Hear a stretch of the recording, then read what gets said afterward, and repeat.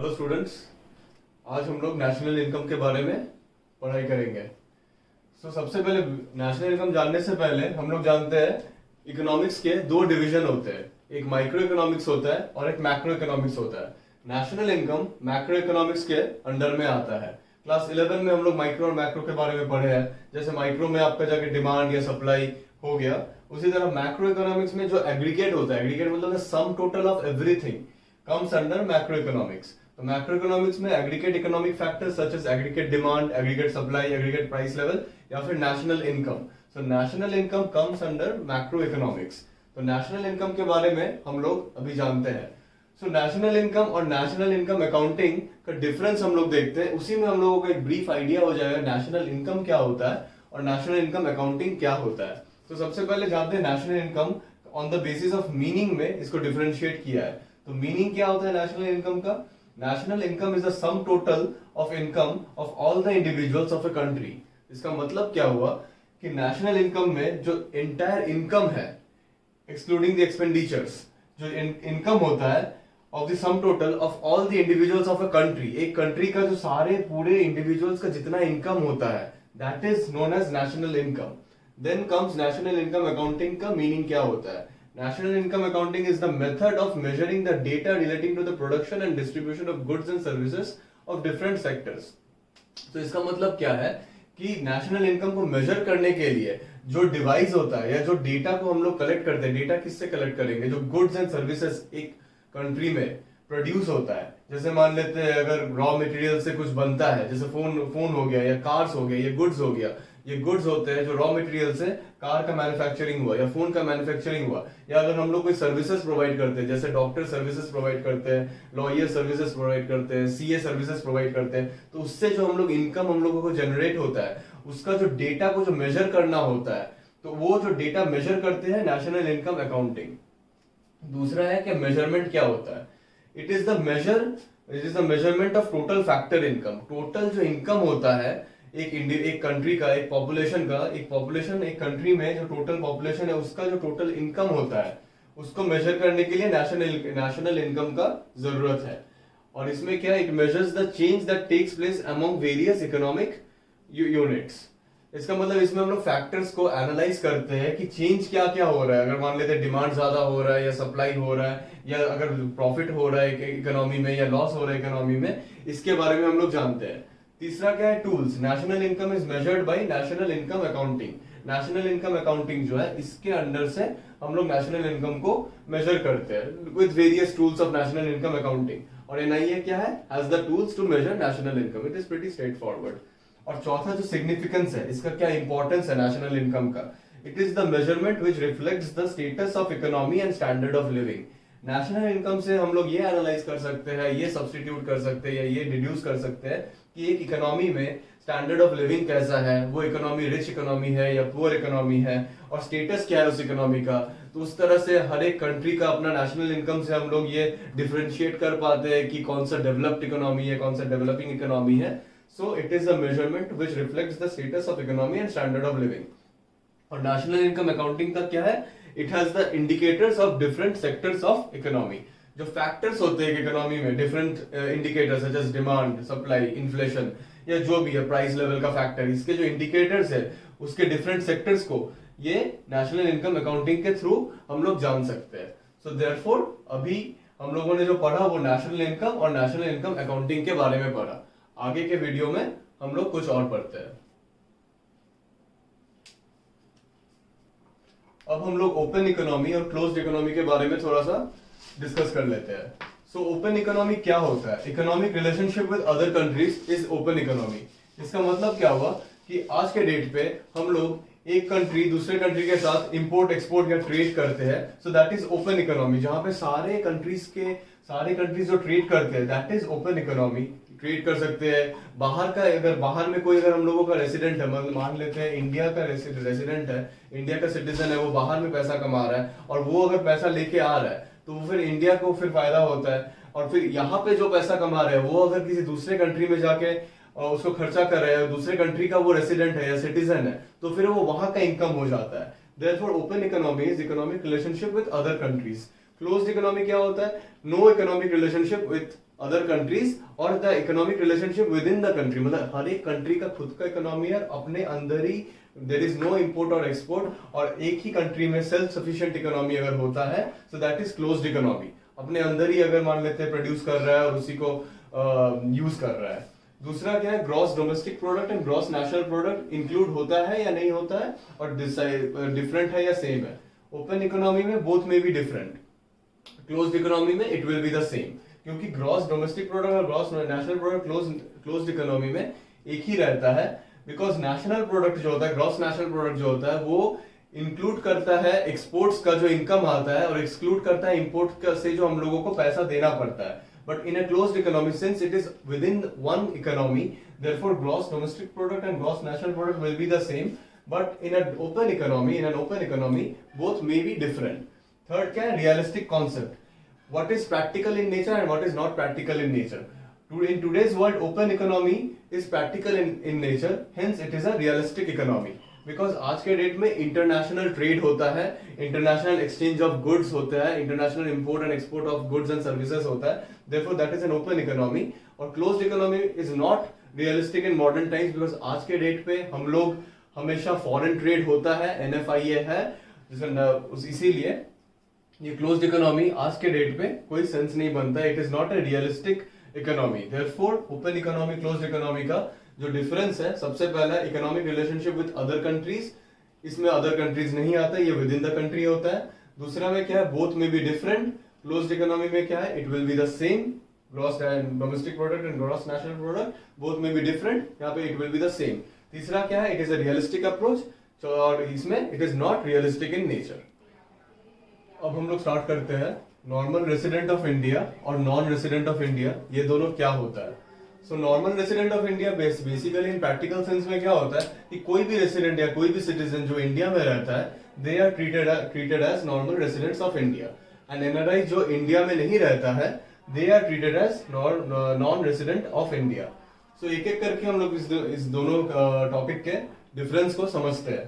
सो सबसे पहला क्या है, Indians working in foreign embassies and high commission consulates. इसका मतलब कि अगर कोई भी इंडियन है जो फॉरेन एम्बेसीज में काम करता है या हाई कमीशन कॉन्सुलेट्स में काम करता है, they are known as normal residents of India as per, और इनका जो इनकम होगा वो नॉर्मल रेसिडेंट ऑफ इंडिया के इनकम के तरह ही ट्रीट किया जाएगा। नॉन रेसिडेंट ऑफ इंडिया में क्या होगा, foreigners working in Indian embassies in foreign countries.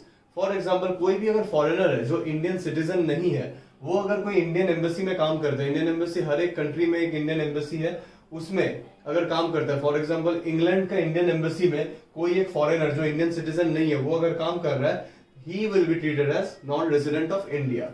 दूसरा पॉइंट क्या है, Indian ambassadors working in foreign countries.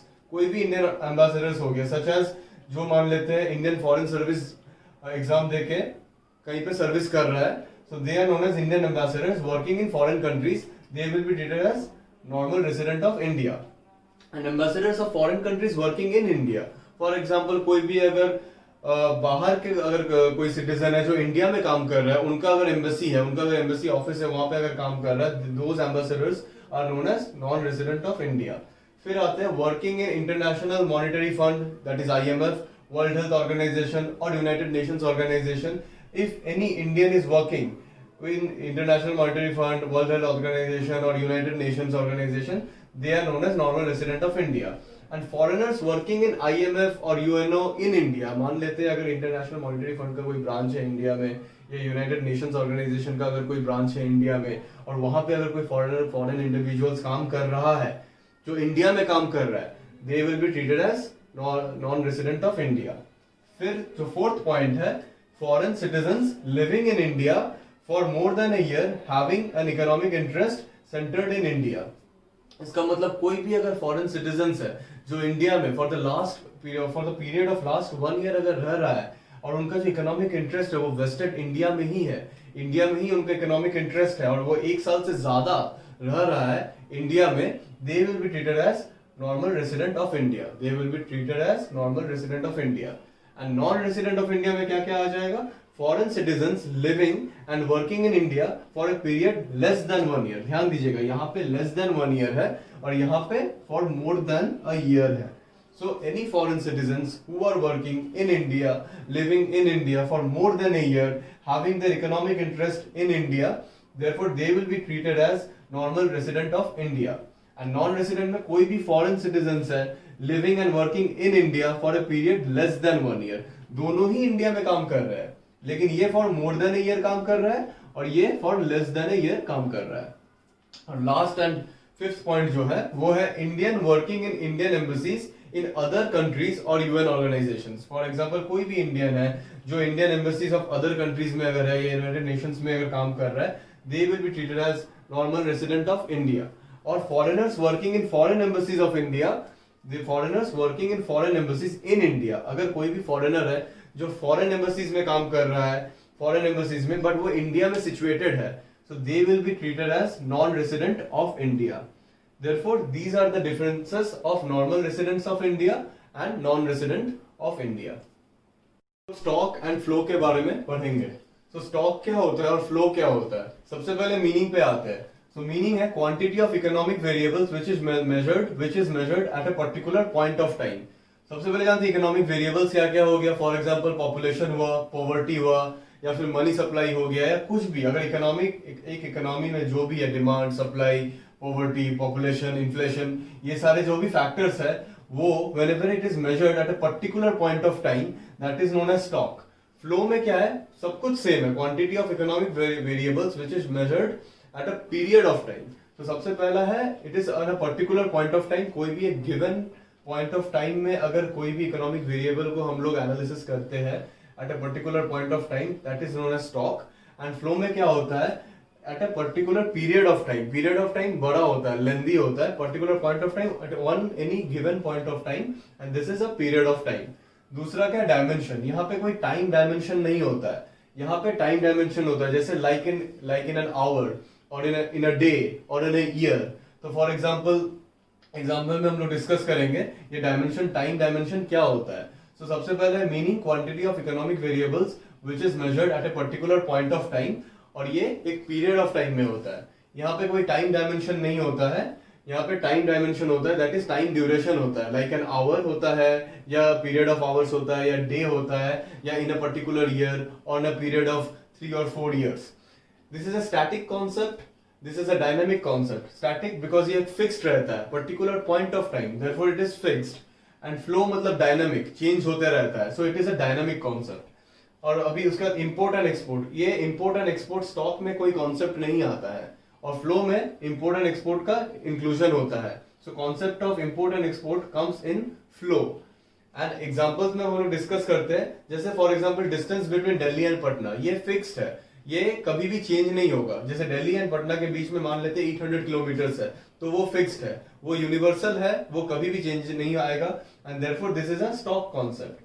और for example there is a second example, level of water in a tank. For example at a particular point of time, मान लेते हैं आपके घर पे टैंक में 15 लीटर है अराउंड 2 बजे, तो 2 बजे 15 लीटर आपके टैंक में है, so that is a particular point of time में 15 लीटर है, so that is a fixed concept. And तीसरा क्या एग्जांपल है, total number of population at any given particular point of time. For example 2020 का, आज के डेट का 15 अगस्त में हम लोगों का 100, और इस टाइम पे फॉर एग्जांपल 2020 15 अगस्त में 8:10 में 130 करोड़ पीपल है. So therefore that is a fixed concept. So ये तीनों एग्जांपल है, और भी काफी सारे एग्जांपल्स हो सकते हैं स्टॉक के. फ्लो में क्या है, speed of the car, now that is a dynamic concept. For example जब हम लोग कार को चलाते हैं तो पहले 5 किलोमीटर पर आवर में चलता है, फिर अगर आप स्पीड बढ़ाते हो तो 15 किलोमीटर पर आवर में चलता है, फिर 20 किलोमीटर पर आवर में चलता है, अगर आप ब्रेक मार देते हो तो फिर 5 किलोमीटर पर आवर में आ जाता है. So that is a dynamic concept. फिर वाटर इन अ रिवर, अगर मान लेते हैं पॉन्ड से या किसी और जगह से अगर ज्यादा पानी आ रहा है तो रिवर में पानी का फ्लो बढ़ जाएगा, और अगर नहीं, अगर पानी मान लेते हैं अगर वेदर के हिसाब से अगर बहुत गर्मी है तो पानी ड्राई हो जाएगा. Therefore water in a river भी डायनामिक कॉन्सेप्ट है, कभी पानी का इनफ्लो ज्यादा रह सकता है, कभी कम रह सकता है. उसके बाद है construction of houses during a year. For example एक ईयर में, एक पर्टिकुलर ईयर में कितना, अगर मान लेते हैं कभी कंस्ट्रक्शन ज्यादा हो सकता है, कभी कंस्ट्रक्शन कम हो सकता है. देयरफॉर फ्लो का और स्टॉक का यही डिफरेंस है. आज के वीडियो में हम लोगों ने basic concepts of national income पढ़ा, और आगे के वीडियोस में हम लोग कुछ और नेशनल इनकम में के बारे में डिटेल्स में पढ़ेंगे. अगर आपको हमारा वीडियो अच्छा लगे तो प्लीज लाइक शेयर सब्सक्राइब जरूर कीजिएगा। Thank you very much.